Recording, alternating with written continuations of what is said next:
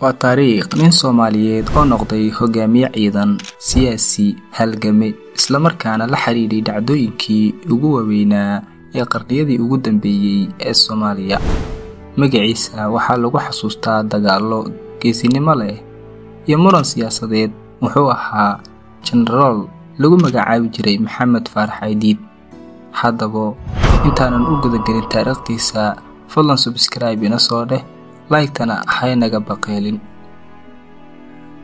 General Aydiid wuxuu ku dhashay magaalada Beledweyne sanadkii 1934.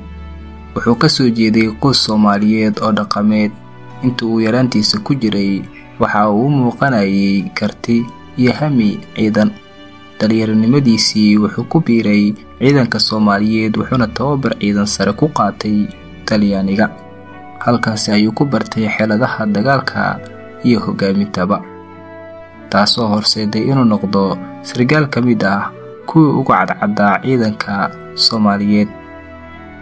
Markii ay Soomaaliya dagaal la gashay Itoobiya 1977, Aydiid wuxuu ka mid ahaa saraakiishii hogaaminaysay ciidamada, wuxuuna muujiyay geesinimo iyo xeelad dagaal oo ka dhigtay magac weyn.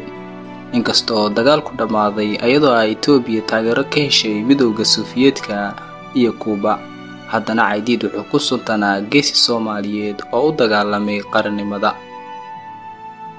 kadib markii dowladdii Maxamed Siyaad Barre dhacday 1991, Aydiid wuxuu noqday hogaamiye mucaarad oo saameyn weyn leh. wuxuu ka mid ahaa asaasayaashii USC, ururka Soomaaliyeed ee dhaqdhaqaaqa wadaniga.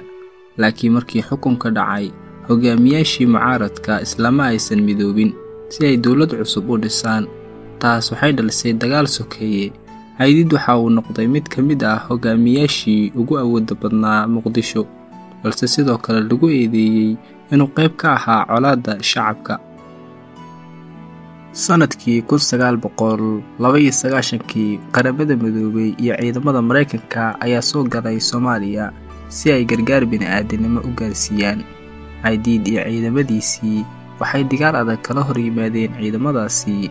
dhacdadii ugu weyneyd waxay ahayd bishii Oktoobar 1993, markii dagaalyahanada Aydiid ay soo rideen 2 diyaaradood oo nooca Black Hawk Down ah, kuna dileen 18 askari Mareykan ah.